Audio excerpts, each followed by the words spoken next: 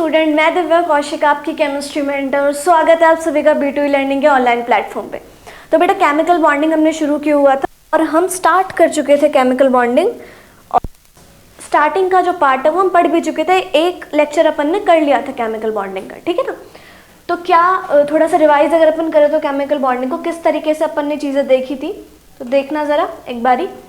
बात करी थी अपन ने कुछ बॉन्ड्स के बारे में, कुछ थ्योरीज के बारे में कि पूरा जो केमिकल बॉन्डिंग है वो बॉन्ड्स और थ्योरीज से बना हुआ है। यानी 50% बॉन्ड पढ़ेंगे अपन, 50% थ्योरी पढ़ेंगे अपन। बॉन्ड्स में मैंने लास्ट लेक्चर में आपसे बातें करी थी आयनिक बॉन्ड के बारे में, कोवलेंट बॉन्ड के बारे में, कोऑर्डिनेट बॉन्ड के बारे में और मेटालिक बॉन्ड के बारे में, है ना। और बाकी मैंने ये चीज़ भी आपको कही थी कि हाइड्रोजन बॉन्ड और वंडरवल बॉन्ड्स अपन लास्ट में पढ़ते हैं क्योंकि वीक बॉन्ड्स होते हैं और स्टार्टिंग के जो सारे स्ट्रॉन्ग बॉन्ड्स हैं वो अपन ने स्टार्टिंग के प्रीवियस लेक्चर में देख लिए थे अच्छे से, ठीक है।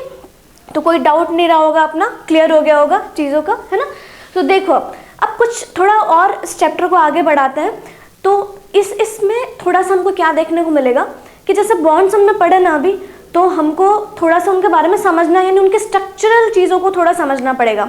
जैसे कि ऑक्टेट देखना आना चाहिए अपने को बॉन्ड्स में, जैसे कि लुईस स्ट्रक्चर बनाना आना चाहिए, जैसे किसी भी एक मॉलिक्यूल में फॉर्मल चार्ज देखना आना चाहिए, थोड़ी बहुत रेजोनेंस की बातें करने आनी चाहिए, कुछ बॉन्ड ऑर्डर निकालने आने चाहिए जो कि अपने को एमओटी में बहुत ही काम आएंगे। और बॉन्ड ऑर्डर निकालने के बाद हमारे 3-4 चीज़ें तो आराम से वैसे ही निकल जाएगी, जैसे कि बॉन्ड लेंथ हो, जैसे कि बॉन्ड एनर्जी हो, जैसे कि बॉन्ड स्ट्रेंथ हो, एक्सेट्रा एक्सेट्रा, ठीक है।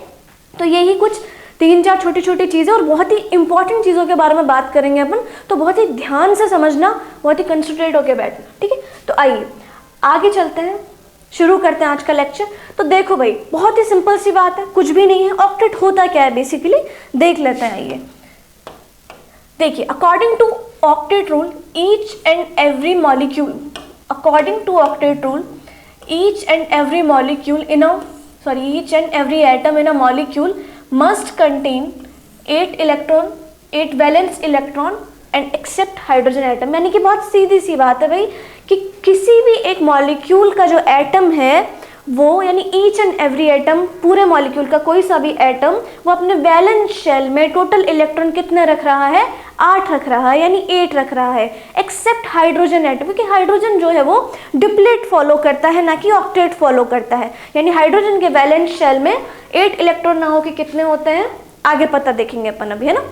तो हाइड्रोजन एक्सेप्शन की तरह भी ले सकते हैं बेटा हम कि हाइड्रोजन जो होता है वो डिप्लेट में आता है, ऑक्टेट में नहीं आता। तो डिप्लेट में ही बहुत अच्छी स्टेबिलिटी वो दिखाता है हमें, ठीक है ना। तो देखो भाई, जैसे H2O का लेते हैं अपन, अपने को पता है कि जो H2O होता है वो बैंड स्ट्रक्चर दिखाता है। ये दो लोन पेयर और ये हाइड्रोजन हाइड्रोजन एटम मैंने बना दिया, ठीक है। तो H2O हमने ड्रॉ करा, H2O का स्ट्रक्चर। अब स्ट्रक्चर वगैरह कैसे बनानी है, क्यों है ये बैंड, ये सब हम वेस्पर वगैरह में देख लेंगे बेटा। अभी आपको इन सब चीज़ों में पढ़ने की जरूरत नहीं है। अभी तो बस हमको ऑक्टेट चेक करना आना चाहिए कि कोई भी मॉलिक्यूल का जो एटम है वो ऑक्टेट दिखा रहा है, शो कर रहा है, या ऑक्टेट रूल शो कर रहा है, नहीं कर रहा है भाई, इतना पता होना चाहिए अभी तो अपने को। स्ट्रक्चर कैसे बना रही हूँ मैं, कैसे बना रही हूँ मैं, वो सब अभी अपने काम करनी है, ठीक है। तो देखो इधर, ये मैंने H2O का स्ट्रक्चर बनाया, बैंड स्ट्रक्चर शो करता है, H2O बना डाला मैंने। मुझे अच्छे से पता है कि ऑक्सीजन के वैलेंस शेल में 6 इलेक्ट्रॉन होते हैं। हम पीरियोडिक टेबल में बातें करके आ चुके हैं ये सारी की सारी, है ना। तो ऑक्सीजन के वैलेंस शेल में 6 इलेक्ट्रॉन होते हैं और ये इसने बना डाले 2 बॉन्ड, यानी 6 इसके इलेक्ट्रॉन वैलेंस शेल के, 7 और 8। तो टोटल ऑक्सीजन कंप्लीट कर रहा है 8 इलेक्ट्रॉन वैलेंस शेल के, यानी ऑक्टेट दिखा रहा है बहुत अच्छे से, यानी फॉलो कर रहा है ऑक्टेट, ठीक है। हाइड्रोजन जो है वो टोटल इलेक्ट्रॉन कितने दिखाता है बेटा? 2। यहाँ पे भी टोटल इलेक्ट्रॉन कितना दिखा रहा है हाइड्रोजन? 2। और 2 इलेक्ट्रॉन दिखा कर क्या बनाता है? डुप्लेट बनाता है। और डुप्लेट कमाल का स्टेबल है भाई, कोई दिक्कत नहीं है। हाइड्रोजन के एक्सेप्शन की तरह काम में लेंगे अपन कि हाँ भले ही चाहे ऑक्टेट फॉलो कर रहा है पर डुप्लेट दिखा रहा है तो स्टेबिलिटी की तरफ तो जा ही रहा है, ठीक है ना। बाकी ऑक्सीजन जो है वो ऑक्टेट दिखा रहा है, यानी उसके वैलेंस शेल में 8 इलेक्ट्रॉन कंप्लीट हो चुके हैं। जैसे ऑक्सीजन के वैलेंस शेल में 6 होते हैं, 7 और 8 कंप्लीट। टोटल इलेक्ट्रॉन जो है, टोटल वैलेंस शेल के इलेक्ट्रॉन जो है वो 8 कंप्लीट हो चुके हैं ऑक्सीजन के, ठीक है भाई, चलिए कुछ और एग्जाम्पल लेते हैं, कुछ और एक्सेप्शंस के बारे में बात करते हैं। बस इतना क्लियर करके रखिएगा, इतना क्लियर होना चाहिए अपने को कि किसी भी एक मॉलिक्यूल का कोई भी एक एटम जिसमें हमको ऑक्टेट देखना है, उसका टोटल वैलेंस शेल इलेक्ट्रॉन हमारा 8 होना चाहिए। 8 है तो ऑक्टेट फॉलो करेगा, नहीं है तो ऑक्टेट फॉलो नहीं करेगा। अब कुछ एक्सेप्शन है, ऐसा कहते हैं कि क्यों ऑक्टेट फॉलो करा रहे हैं हम, अरे भाई हमें स्टेबिलिटी चाहिए इसलिए ऑक्टेट फॉलो करा रहे हैं। जो नोबल गैसेस होती हैं उनका जो इलेक्ट्रॉनिक कॉन्फ़िगरेशन है वो उनमें ऑक्टेट कंप्लीट होता है। जैसे मान लीजिए नियोन का अगर मैं थोड़ा बताऊं आपको तो 10 एटॉमिक नंबर होता है नियोन का, 1s2 2s2 2p6 है ना। तो भाई 2s2 2p6 है, यानी कि नियोन के वैलेंस शेल में 8 इलेक्ट्रॉन है। और नोबल गैसेस सारी की सारी जो होती हैं वो अपने को पता है ये बात कि कमाल की स्टेबल होती हैं, बहुत स्टेबल होती हैं, है ना। तो क्यों होती है भाई, उनका ऑक्टेट कंप्लीट रहता है इसलिए वो स्टेबल होती हैं। तो इसी तरीके से स्टेबिलिटी की तरफ मूव करने के लिए हम किसी भी एक मॉलिक्यूल के हर एक एटम को ऑक्टेट फॉलो कराने का सोचते हैं कि भाई ऑक्टेट फॉलो कर ले। अब कुछ ऐसे भी एटम है या कुछ ऐसे भी मॉलिक्यूल हैं जो कि ऑक्टेट फॉलो तो नहीं करते पर फिर भी स्टेबल हैं, जो ऑक्टेट फॉलो नहीं करते पर फिर भी स्टेबल हैं। कौन कौन से हैं वो, आइए देखते हैं। तो मस्ट है कि भाई इस चीज़ को एक एक्सेप्शन की तरह ले लेंगे ना अपन, कि माना कि ऑक्टेट फॉलो नहीं कर रहा है पर स्टेबल है ना। तो देखो इनमें से कुछ ऐसे स्पीशीज़ हैं, जैसे मान लीजिए कि फर्स्ट कैटेगरी में आते हैं hypervalent species, hypovalent species, odd electron species, और जो ये हाइड्रोजन है ना जो अपने डुप्लेट इसको भी डुप्लेट लेकर आए, यानी कि टोटल वैलेंस शेल के इलेक्ट्रॉन 2 होते हैं, ये भी डुप्लेट में जाएगा। तो ये भी एक्सेप्शन ही अपन देखते हैं इसको, ठीक है। तो पहला एक्सेप्शन अपन देखते हैं हाइपर वैलेंट स्पीशीज का। देखिए क्या होती है हाइपर वैलेंट स्पीशीज, भाई देखो ये होती है हाइपर वैलेंट स्पीशीज की number of valence electron central atom जो है वो 8 से ज़्यादा यानी 8 से ज़्यादा है। यानी कि किसी भी मॉलिक्यूल का वैलेंस इलेक्ट्रॉन जो है यानी उस एटम का वैलेंस इलेक्ट्रॉन जो है वो 8 से ज़्यादा होना चाहिए। अब 8 से ज़्यादा यानी 9 10 11 12 कुछ भी चलेगा भाई, पर 8 से तो ज़्यादा ही होना चाहिए। तो वो पूरा का पूरा मॉलिक्यूल जो है वो कहाँ मूव कर जाएगा, हाइपर वैलेंट स्पीशीज़ में मूव कर जाएगा, ठीक है। तो कुछ एग्जाम्पल अपन लेके देखते हैं, आइए देखिए। जैसे मैंने कहा SF6 का, तो देखो मैं कुछ बनाने जा रही हूँ स्ट्रक्चर SF6 का। ये मैंने सेंट्रल एटम SF6 का ले लिया और ये सराउंडिंग एटम में फ्लोरीन यहाँ पे लगा रही हूँ, ठीक है, लगा डाले मैंने, है ना। अब सुनना जरा, सल्फर के वैलेंस शेल में इलेक्ट्रॉन 6 होते हैं, सल्फर के वैलेंस शेल में इलेक्ट्रॉन 6 होते हैं। तो 6 इसके वैलेंस शेल में इलेक्ट्रॉन है 7 8 9 10 11 12।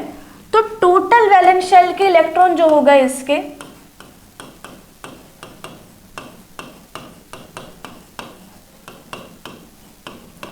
12 इलेक्ट्रॉन हो गए। अरे 8 से ज्यादा होने चाहिए और 12 जा रहा है मामला, यानी कि SF6 कंप्लीटली कहाँ मूव कर गया, अपना हाइपर वैलेंट स्पीशीज में मूव कर गया है, क्योंकि ऑक्टेट रूल फॉलो ही नहीं कर रहा है, ये 8 इलेक्ट्रॉन से अब जा रहा है यहाँ पर मामला, है ना। तो चलो कुछ और एग्जाम्पल देखते हैं अपन, जैसे SO2 का एग्जाम्पल देखते हैं अपन। आइए मैं कुछ स्ट्रक्चर बनाती हूँ SO2 का, देखना जरा, बहुत ही कमाल का, है ना। अब देखो सल्फर, ये तो मैंने स्ट्रक्चर बनाया है ना। सल्फर देखो, सल्फर के वैलेंस शेल में भी बताया मैंने 6 इलेक्ट्रॉन होते हैं, 7 8 9 10। तो टोटल इलेक्ट्रॉन कितने हो गए भाई, टोटल वैलेंस इलेक्ट्रॉन हो गए भाई इसमें 10। 8 से तो ज्यादा ही हो गए। तो जब 8 से ज्यादा हो चुके हैं तो फिर कहाँ चला गया स्पीशीज, हाइपर वैलेंट स्पीशीज में मूव कर गया। वहीं हम XeO2F2 का स्ट्रक्चर बनाते हैं, यहाँ पे देखना जरा, XeO2F2 का स्ट्रक्चर बनाते हैं अपन यहाँ पे।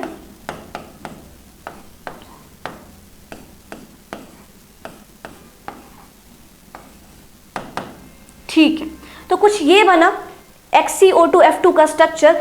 अब जो Xe है यानी जिनोन है, जिनोन का तो भाई जो वैलेंस शेल में इलेक्ट्रॉन 8 होता है ना। अब 8 इलेक्ट्रॉन है भाई जिनोन का, तो 8 9 10 11 12 13 और 14। तो जिनोन के टोटल वैलेंस शेल का इलेक्ट्रॉन कितना हो गया, 14। 8 9 10 11 12 13 14। तो देखो भाई देखो, तो पूरी जो तीनों स्पीशीज अपन ने ली हैं, तीनों की तीनों स्पीशीज में 8 से ज़्यादा इलेक्ट्रॉन है, तो अपने को ऐसे काउंट करना आना चाहिए इलेक्ट्रॉन। इसके लिए अपने को वैलेंस शेल के इलेक्ट्रॉन पता होने चाहिए, और मैंने बता रखा है पीरियोडिक टेबल में, आराम से देख सकते हैं आप, मैंने सारा उसमें बता रखा है पीरियोडिक टेबल के लेक्चर में कि कौन से ग्रुप के कौन से एटम में कितने वैलेंस शेल इलेक्ट्रॉन प्रेजेंट होते हैं। ठीक है, तो ये रहा ऑक्टेट देखने का तरीका। अब ये कुछ स्पीशीज है जिनको अपन देख सकते हैं ऐसे काउंट करके कि अगर 8 से ज़्यादा आ रहा है तो हाइपरवैलेंट में चला जाएगा मामला। चलिए कुछ और एक्सेप्शन देखते हैं अपन, जैसे सेकंड स्पीशीज देखते हैं हाइपोवैलेंट। बहुत ही सिंपल है, कुछ भी नहीं है, जहां 8 से ज़्यादा यानी 8 से अप चला जाए वो हाइपर में चली जाएगी, और जहां number of valence electron on central atom 8 से कम चले जाए, है ना, वो चली जाएगी किस में, हाइपोवैलेंट में। जहां 8 से ज़्यादा चला जाए वो चला जाएगा हाइपर में, और जहां 8 से कम हो वो चला जाएगा हाइपो में। ठीक है, तो देखो जरा चेक करते हैं, चेक किए बिना तो कैसे पता चलेगा अपने को कि हाइपो है कि हाइपर है ना। तो BF3 स्पीशीज अपन को दे दी, मैं स्ट्रक्चर बना डालती हूँ BF3 का, देखना जरा। सेंट्रल एटम डाला मैंने और ये डाला मैंने सराउंडिंग एटम। ठीक है, तो बोरोन के वैलेंस शेल में जो इलेक्ट्रॉन है वो 3 होते हैं। बोरोन के वैलेंस शेल में इलेक्ट्रॉन 3 है, 4, 5, 6। तो टोटल जो बनाए अपन ने, टोटल हमको टोटल वैलेंस शेल के इलेक्ट्रॉन जो मिले बोरोन में वो मिले 6 इलेक्ट्रॉन, यानी 8 से तो कम ही जा रहे हैं ये, बिल्कुल 8 से तो कम जा रहे हैं। तो 8 इलेक्ट्रॉन से कम चले जा रहे हैं टोटल वैलेंस शेल इलेक्ट्रॉन, तो वो स्पीशीज कहाँ मूव कर जाएगी, हाइपोवैलेंट स्पीशीज में मूव कर जाएगी। ठीक है, तो इस तरीके से चेक करना भाई ऑक्टेट, पता चल जाएगा कौन सी हाइपर है कौन सी हाइपर, कौन सा ऑक्टेट फॉलो कर ही डाल रहा है। ठीक है ना, ALCH तरीका सेम वही एग्जाम्पल है भाई। एल्यूमिनियम भी जो है वो 13 ग्रुप का ही मेंबर है।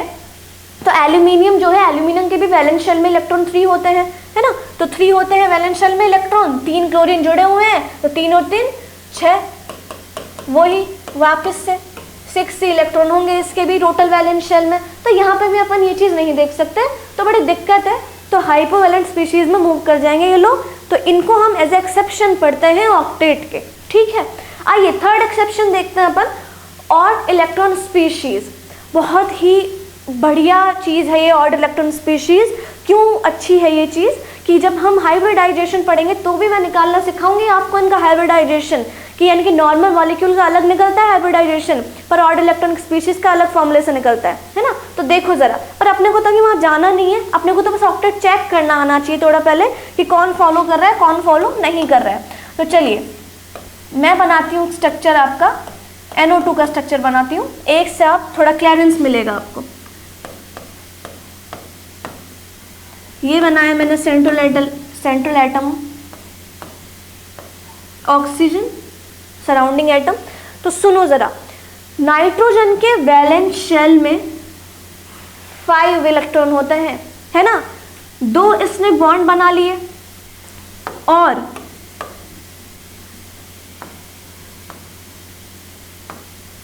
3 ये इलेक्ट्रॉन यहाँ प्रेजेंट रख दिए मैंने। समझना जरा, नाइट्रोजन के वैलेंस शेल में 5 इलेक्ट्रॉन होते हैं, 2 इसने बॉन्ड बना रखे हैं और 3 इलेक्ट्रॉन मैंने यहाँ प्रेजेंट रख दिए। अब ये बना हमारा इलेक्ट्रॉन पेयर, और यहाँ से इसने बनाया कौन सा बॉन्ड, कोऑर्डिनेट बॉन्ड, जो हम लास्ट लेक्चर में पढ़कर आ चुके हैं। बन गया कोऑर्डिनेट बॉन्ड, बिल्कुल बन सकता है। ठीक है, तो ये डोनर बन रहा है और ऑक्सीजन एक्सेप्टर बन रहा है, और आपस में दोनों मिलके एक कोऑर्डिनेट बॉन्ड को फॉर्म कर रहे हैं। पर इसी बीच NO2 का जो स्पीशीज है सारा बिल्कुल एकदम सेट हो चुका है मामला, हर एक इलेक्ट्रॉन का हिसाब किताब हमें समझ में आ चुका है। पर इसी बीच ये पेयर तो यहाँ पे सेट हो गया, पर ये एक ऑड इलेक्ट्रॉन जो है यहाँ पे प्रेजेंट है, यानी रह गया ये ऑड इलेक्ट्रॉन यहाँ पे। तो इसीलिए हम NO2 को बोलते हैं ऑड इलेक्ट्रॉनिक स्पीशीज बोलते हैं हम इसको। ठीक है, तो ये रीज़न है NO2 का ऑड इलेक्ट्रॉनिक स्पीशीज बोलने का। तो कुछ इस तरह की स्पीशीज जैसे NO2 हो जिसमें एक ऑड इलेक्ट्रॉन है, जैसे Cl2 हो ऑड इलेक्ट्रॉन है, जैसे ClO3 हो ऑड इलेक्ट्रॉन है। तो इस तरीके के स्पीशीज जो होते हैं ये ऑक्टेट्रॉन को फॉलो ही नहीं करते, है ना, नहीं करते फॉलो। तो अगर मैं कहूँ ये चीज़ कि भाई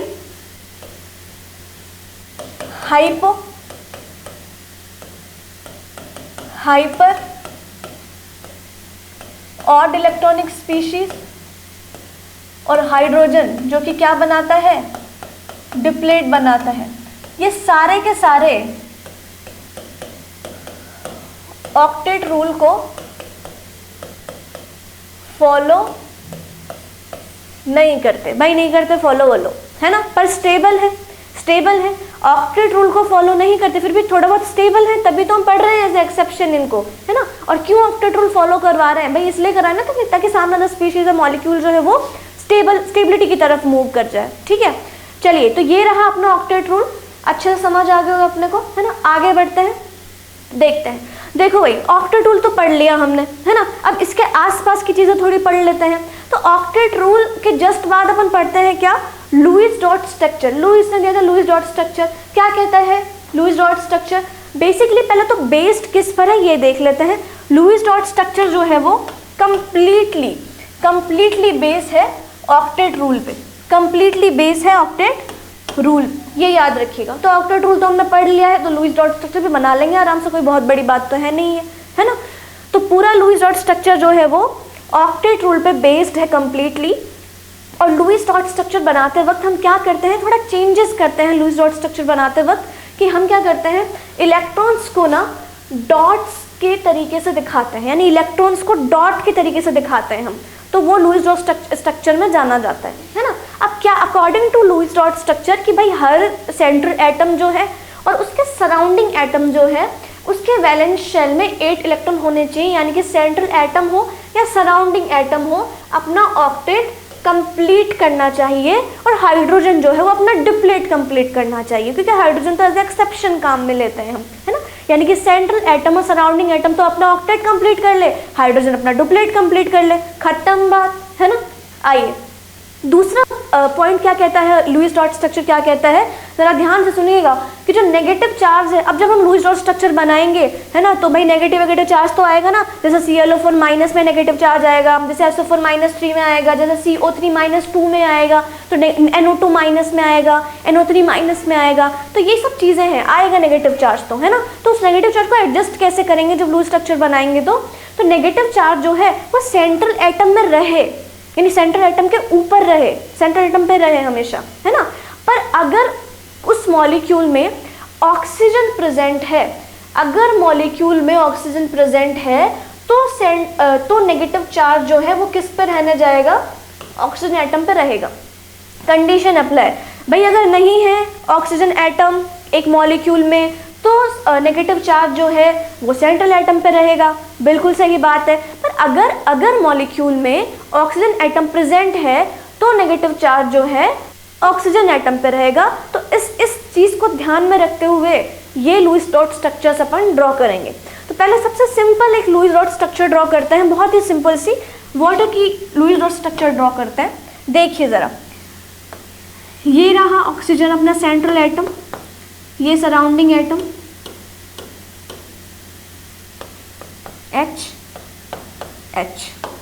देखिए, आइए अब इसके वैलेंस, इसमें 2 लोन पेयर प्रेजेंट है, पता है जी हमको, और यहाँ पे भी 2 लोन पेयर प्रेजेंट है, सॉरी 2 बॉन्ड प्रेजेंट है। अब 2 बॉन्ड जो होते हैं एग्जैक्ट इसका स्ट्रक्चर यही तो रहता है ना H2O का। देखो ज़रा, अब थोड़ा अच्छे से समझ आएगा आपको, यही तो रहता है, अभी तो बना कर आए हैं, ये रहता है ना। तो मेरे को इसका लुईस डॉट स्ट्रक्चर बनाना है। तो देखो, एक बॉन्ड बनाने में 2 इलेक्ट्रॉन चाहिए रहता है बेटा, तो 2 बॉन्ड बनाने में 4 इलेक्ट्रॉन चाहिएगा, सीधी सी मैथ है तो, है ना। तो एक बनाने में 2 इलेक्ट्रॉन, तो 2 बॉन्ड बनाने में 1 2 3 4 इलेक्ट्रॉन। समझ में आई बात, ये मैंने किस तरीके से लगाए। और ये जो 2 लोन पेयर यानी एक लोन पेयर में 2 इलेक्ट्रॉन यहाँ प्रेजेंट कर दिए मैंने। तो अगर मैं कुछ इस तरीके से इस चीज़ को ड्रॉ करूं, तो देखना ज़रा,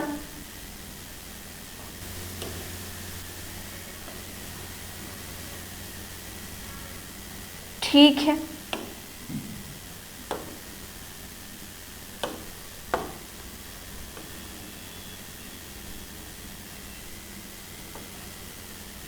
गुड। देखिए, तो ऑक्सीजन के वैलेंस शेल में 8 इलेक्ट्रॉन प्रेजेंट है, देख लेना भाई, ये पिंक जो सर्कल मैंने बनाया है ये ऑक्सीजन का दिखा रहा है स्फीयर 1 2 3 4 5 6 7 8, और हाइड्रोजन के वैलेंस शेल में 2 इलेक्ट्रॉन प्रेजेंट है। ये देखिए ब्लू वाला जो सर्किल है, ये ब्लू वाला जो सर्किल है ये बनाया है मैंने हाइड्रोजन का स्फीयर, इसमें 1 2 3 4 यानी कि एक हाइड्रोजन में 2 इलेक्ट्रॉन, दूसरे में भी 2 इलेक्ट्रॉन, ये डुप्लेट कंप्लीट कर रहे हैं तो आराम से अपना कोई दिक्कत नहीं है, और ऑक्सीजन जो है वो आराम से अपना ऑक्टेट कंप्लीट कर रहा है, कोई दिक्कत नहीं है।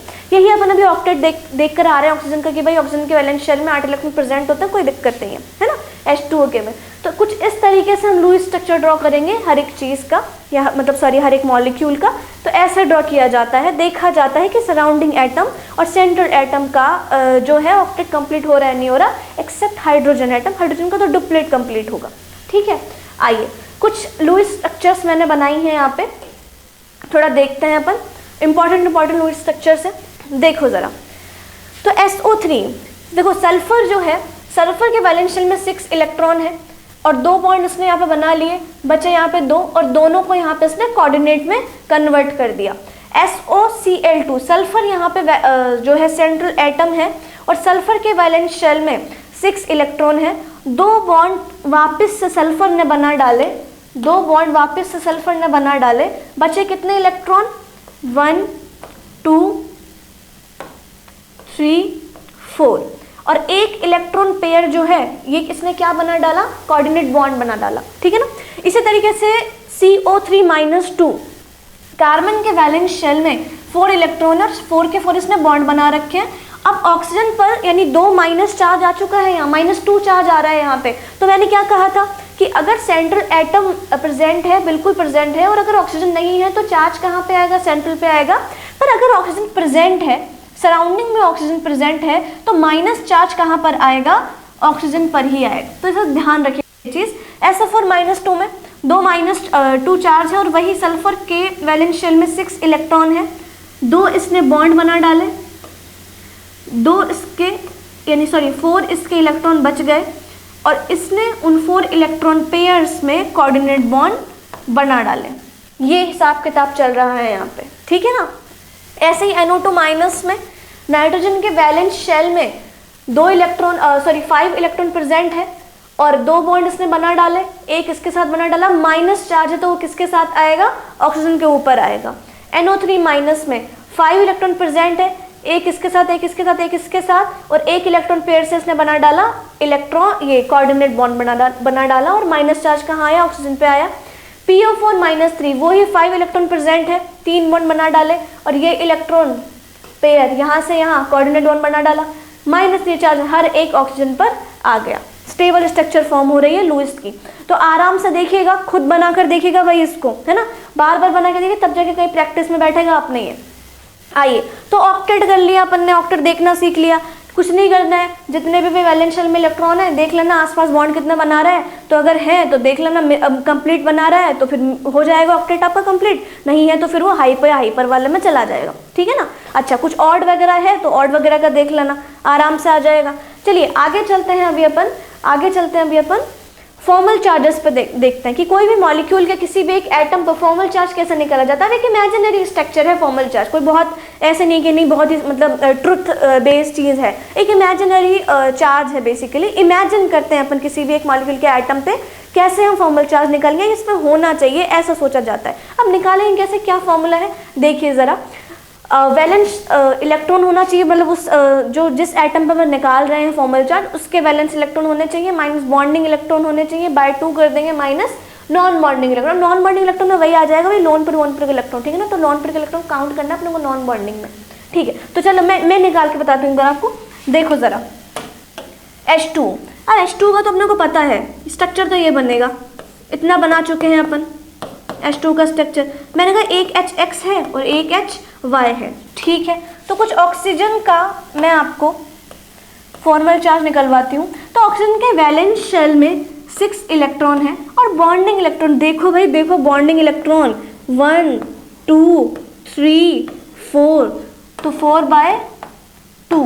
माइनस में नॉन बॉन्डिंग इलेक्ट्रॉन, हाँ भाई नॉन बॉन्डिंग इलेक्ट्रॉन भी प्रेजेंट है आराम से यहाँ पे, ये देखिए कितने प्रेजेंट है, 4 प्रेजेंट है। तो लगभग क्या आ जाएगा, 0 आ जाएगा इस पर चार्ज। तो हाँ बिल्कुल सही बात है, 0 ही चार्ज है, नहीं है ऑक्सीजन पर चार्ज। तो वहीं अगर अपन HX का काउंट करें फॉर्मल चार्ज, तो देखो जरा इसके वैलेंस शेल में इलेक्ट्रॉन, अब आप काउंट करना HXK में कि कितना है, बताइए जरा। अभी अभी बताकर आ रहे हैं अपन कि भाई कितना वैलेंस शेल में इलेक्ट्रॉन होता है। बिल्कुल, जब खाली हाइड्रोजन प्रेजेंट होता है तो इसके वैलेंस शेल में इलेक्ट्रॉन 1, माइनस में बॉन्ड कितना बना रहा है ये देखो भाई, एक का निकाल रहा है ना, तो 2 बॉन्डिंग इलेक्ट्रॉन बाय 2, माइनस में कोई नॉन बॉन्डिंग है क्या, नहीं कोई नॉन बॉन्डिंग नहीं है, कोई लोन पर कुछ चक्कर ही नहीं है इस चीज़ का। तो वापस से 0 कर दिया मैंने इसको, और टोटल कितना आया भाई यहाँ पे 0। तो HX पे भी 0 ही चार्ज है, यानी फॉर्मल 0 चार्ज है, तो HY पे भी 0 ही चार्ज होगा। कॉमन सेंस वाली बात है ये तो, है ना। वैसे ही सल्फर का निकालिए जरा स्ट्रक्चर, ये है अभी बना कर आए थे।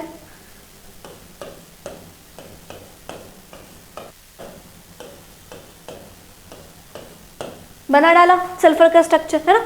अब बताओ जरा, बताओ निकाल के देखो एक बारी कि सल्फर के वैलेंस शेल में कितने इलेक्ट्रॉन है। सल्फर के वैलेंस शेल में 6 इलेक्ट्रॉन है, और जब सल्फर के वैलेंस शेल में 6 इलेक्ट्रॉन है तो बॉन्डिंग इलेक्ट्रॉन कितने जुड़े हुए हैं इसके पास, बॉन्डिंग इलेक्ट्रॉन इसके पास कितने जुड़े हुए हैं,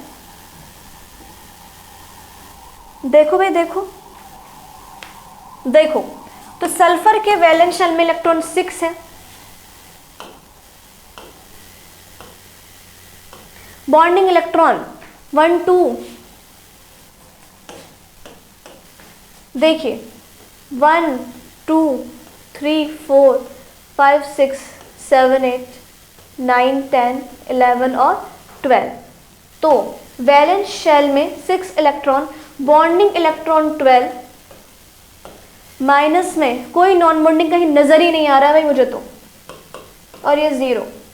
वहीं फ्लोरीन का निकाले अगर अपन फॉर्मल चार्ज, तो फ्लोरीन के वैलेंस शेल में इलेक्ट्रॉन 7, बॉन्डिंग इलेक्ट्रॉन सिर्फ एक फ्लोरीन का निकालेंगे तो 2,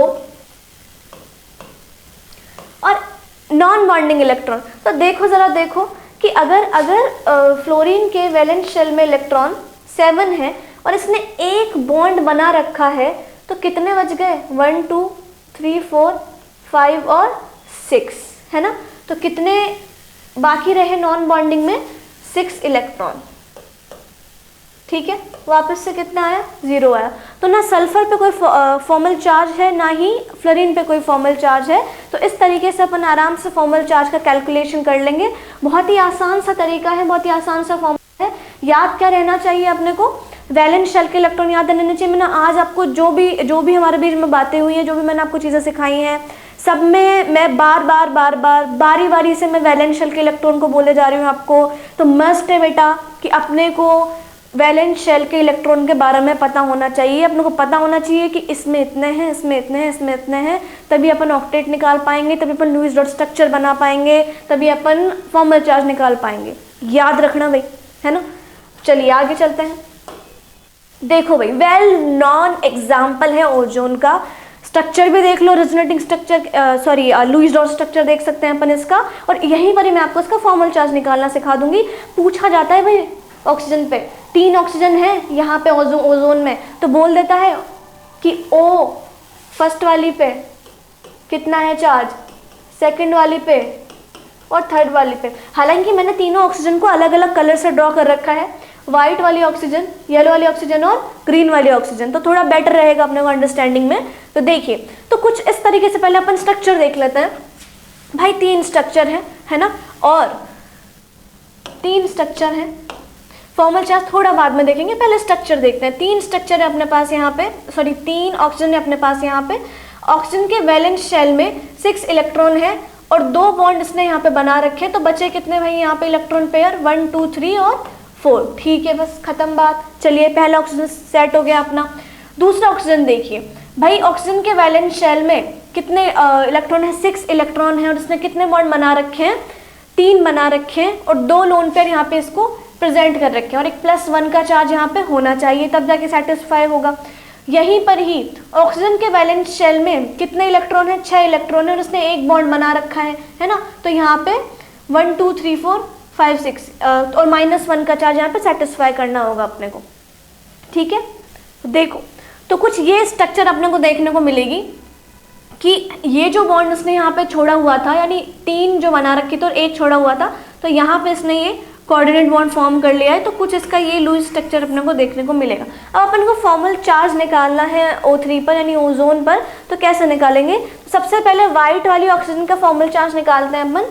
व्हाइट वाली ऑक्सीजन के वैलेंस शेल में व्हाइट वाली क्या, हर एक कलर की ऑक्सीजन के वैलेंस शेल में इलेक्ट्रॉन 6 ही होंगे बेटा, तो 6 वैलेंस शेल में इलेक्ट्रॉन है। बॉन्डिंग इलेक्ट्रॉन्स अपन देखते हैं, तो 1 2 3 4, ये देखिए ज़रा 1 2 3 4 डन। तो 4/2 माइनस में यही 4 इसके नॉन बॉन्डिंग 1 2 3 4, ठीक है। तो कितना चार्ज आया? 0 चार्ज आया भाई। ये वाली ऑक्सीजन पे देखते हैं, वैलेंस शेल में इलेक्ट्रॉन 6 है और बॉन्डिंग इलेक्ट्रॉन कितने हैं बेटा? ये वाला 1 2 3 4 5 और 6, और 2 इसके पास क्या है? नॉन बॉन्डिंग इलेक्ट्रॉन, तो +1 चार्ज आया। ग्रीन ऑक्सीजन पे देखते हैं, वैलेंस शेल में इलेक्ट्रॉन 6 है, बॉन्डिंग बताइए कितने हैं? 1 और 2, तो 2 है, और नॉन बॉन्डिंग कितने हैं? 1 2 3 4 5 और 6, तो ये 6 है, तो कितना चार्ज आया? -1 का चार्ज आया। तो तीनों ऑक्सीजन पे फॉर्मल चार्ज आराम से निकल सकता है भाई अपन से स्ट्रक्चर बना के, कोई बहुत बड़ी बात नहीं है, देखना आना चाहिए अपने को, देख लेंगे अपन, ठीक है ना। तो आराम से इसको देख लीजिएगा, अपने से खुद से निकालिएगा, एक बारी खुद से एक बारी 2 बारी खुद से निकालिएगा, तब जाके अपना हाथ बैठेगा आप इस पे, ठीक है। चलिए आगे चलते हैं, रेजोनेंस देखते हैं।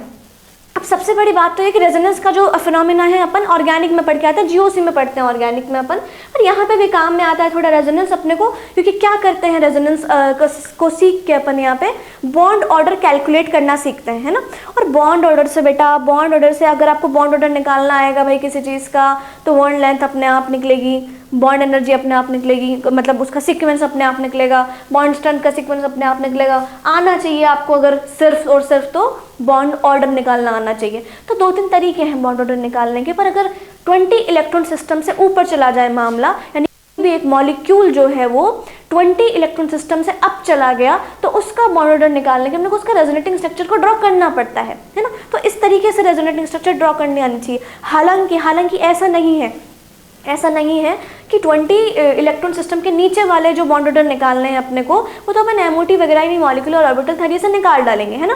पर 20 से ऊपर चला गया तो रेजोनेटिंग स्ट्रक्चर में चले जाएंगे, या फिर एक दूसरा तरीका और है बॉन्ड ऑर्डर निकालने का, सिग्मा + π/σ। तो इन सब के बारे में अपन बाद में बात करेंगे। पर एक रेजोनेटिंग स्ट्रक्चर अपने को थोड़ा सा बेसिक फिनोमिना भी है जो अपने को आना चाहिए, तो 1-2 मॉलिक्यूल में देखते हैं और थोड़ा बॉन्ड ऑर्डर निकालना यहाँ से सीख लेते हैं, है ना। तो देखिए ज़रा, सबसे पहले तो क्यों अपन रेजोनेंस करवाते हैं किसी भी एक मॉलिक्यूल में?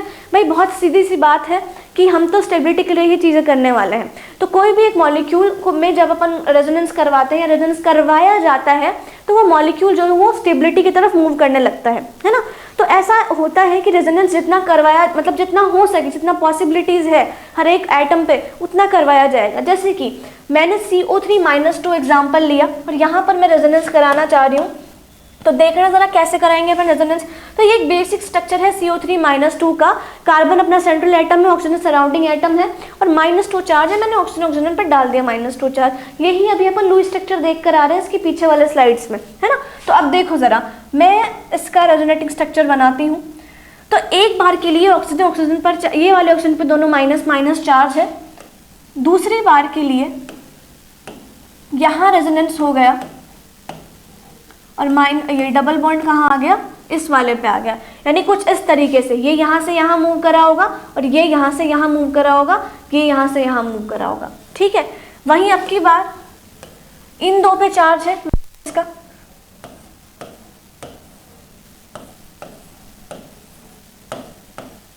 इस बार इन पे होना चाहिए, इस वाले 2 पे। तो क्योंकि ऐसा क्या किया होगा इसने, यहाँ से यहाँ मूव करा होगा, यहाँ से यहाँ, और यहाँ से यहाँ, और ये यहाँ से यहाँ, तो डबल बॉन्ड यहाँ आ गया। अरे देखो ज़रा भाई, इस तरीके से कुछ मूव करा होगा, ठीक है। तो हालांकि रेजोनेंस अपन बेटर तरीके से कहाँ समझेंगे, जीओसी में समझेंगे, पर अपने को बॉन्ड ऑर्डर के हिसाब से रेजोनेंस निकालना यहाँ पे आना चाहिए। तो कुछ अगर मैं इसका रेजोनेंस हाइब्रिड बनाना चाहूँ तो कुछ इस तरीके से बनेगा रेजोनेंस हाइब्रिड। देखना ज़रा, पार्शियली डबल बॉन्ड कैरेक्टर, और ये -2। तो ये जो फिनोमिना बना, ये है रेजोनेंस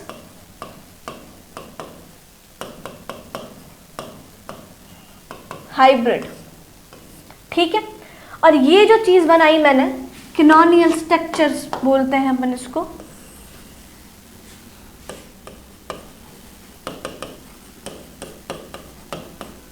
स्ट्रक्चर्स बोल दीजिए या फिर रेजोनेटिंग स्ट्रक्चर्स बोल दीजिए, ठीक है। अच्छा तो सुनिए जरा, ऐसा कहते हैं कि रेजोनेटिंग स्ट्रक्चर्स जो होते हैं इनका एनर्जी ज्यादा होता है किससे, रेजोनेंस हाइब्रिड से। बस ध्यान रखिएगा भाई ये चीज, है ना। तो अगर हम बॉन्ड ऑर्डर निकालना चाहें तो बॉन्ड ऑर्डर निकालने का बेटा एक फॉर्मूला है। क्या है वो फॉर्मूला बॉन्ड ऑर्डर निकालने का? टोटल बॉन्ड्स जो बने हैं जब हम बिटवीन द रेजोनेटिंग स्ट्रक्चर, जब हमने प्रोसेस करवाया रेजोनेटिंग स्ट्रक्चर, तो टोटल बॉन्ड जो बने हैं हमारे अपॉन टोटल रेजोनेंस स्ट्रक्चर्स जो ड्रॉ करिए हमने। जैसे मानिए कि मैंने CO3-2 का फर्स्ट, सेकेंड एंड थर्ड, तीन मोस्ट पॉसिबल तीन स्ट्रक्चर ही ड्रॉ हो पाई है मेरी CO3-2 की। तो टोटल रेजोनेटिंग स्ट्रक्चर्स जो है वो कितनी आ जाएंगी, यहाँ पे 3 आ जाएंगी। अब टोटल बॉन्ड्स को अगर हम काउंट करें तो 1 2 3 4, तो टोटल बॉन्ड्स कितने हो गए बेटा, 4 हो गए। तो 4/3 करेंगे 1.33, यानी कि एग्जैक्ट बॉन्ड ऑर्डर जो आया है भाई इसका, वो आया है बॉन्ड ऑर्डर 1.33। अब अभी ये सब चीज़ें थोड़ा समझने की इतनी ज़रूरत नहीं है, क्योंकि मुझे ऐसा लगता है कि जब अपन MOT पढ़ेंगे यानी मॉलिक्यूलर ऑर्बिटल थ्योरी पढ़ेंगे तो बॉन्ड ऑर्डर के जो आसपास की जो भी सारी चीज़ें कंप्लीटली नॉलेज जो अपन है बॉन्ड ऑर्डर का, वो वहाँ ज़्यादा देखें तो वहाँ बेटर रहेगा कि किसके प्रोपोर्शनल है, किसके इन्वर्सली प्रोपोर्शनल है। जैसे बॉन्ड लेंथ के इन्वर्सली प्रोपोर्शनल है, बॉन्ड एनर्जी के डायरेक्टली प्रोपोर्शनल है, बॉन्ड स्ट्रेंथ के। तो ये सब बातें हैं जो सारी बॉन्ड ऑर्डर से रिलेटेड है। तो कुछ बॉन्ड ऑर्डर निकालने के लिए अपन क्या करते हैं, रेजोनेंस का इस्तेमाल करते हैं, यूज करते हैं रेजोनेंस को, ठीक है। तो यही कुछ बातें आज हमारे बीच हुई कि हमने किसी भी एक मॉलिक्यूल को ऑक्टेट देखना किस तरीके से सीखा। तो वैलेंस शेल के बारे में बहुत सारी बातें करी बेटा अपन ने। वैलेंस शेल इलेक्ट्रॉन्स हमने को पता होने चाहिए, बिल्कुल पता होने चाहिए आपको, है ना। किसी भी ग्रुप के कौन से एटम में कितने वैलेंस शेल इलेक्ट्रॉन है, 13 14 15 16 17 18 ग्रुप में पता होना चाहिए आपको, है ना। मैंने सब बता रखा है पीरियोडिक टेबल के लेक्चर में, आराम से अगर नहीं भी पता है तो दिख जाएंगे, देख लेना, है ना।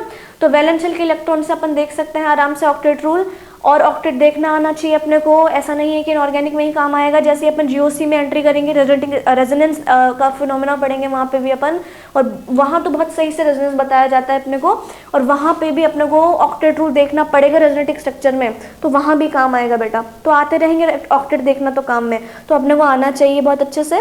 लुईस स्ट्रक्चर अपन ने पढ़ी जो कि किस पे बेस्ड है, बेसिकली ऑक्टेट पे ही बेस्ड है ना। कुछ फॉर्मल चार्जेस वगैरह निकालने सीखे यार अपन ने, है ना। फॉर्मल चार्ज इमेजिनरी चार्ज होता है, आराम से निकल जाएगा, कोई भी दिक्कत है नहीं, ठीक है। उसमें भी काम आ रहा है वैलेंस इलेक्ट्रॉन। तो कुल मिला के बात तो ये है कि चाहे कुछ भी निकाल लीजिए, 3-4 छोटी छोटी चीज़ें आज अपन ने निकालनी सीखी, तो वैलेंस इलेक्ट्रॉन तो अपने को काम आएगा। तो आराम से अपने को कॉन्सेप्ट क्लियर रहना चाहिए वैलेंस इलेक्ट्रॉन का, ठीक है। चलिए तो आज के लिए इतना ही रखते हैं, है ना। तो रिवाइज कीजिएगा आराम से, बना के देखिएगा NCERT में, क्वेश्चंस लगा के देखिएगा, लुईस स्ट्रक्चर के बना के देखिएगा, कुछ एग्जाम्पल NCERT के भी लेके देखिएगा, है ना। हालांकि लास्ट में जब अपन क्वेश्चंस वगैरह देखेंगे तो मैं कराऊंगी NCERT के क्वेश्चंस भी, पर फिर भी आप थोड़ा देखिएगा, ठीक है। तो चलिए आज का लेक्चर यहीं तक रखते हैं, मिलते हैं नेक्स्ट लेक्चर में। पढ़ते रहिए, बढ़ते रहिए। Thank you so much.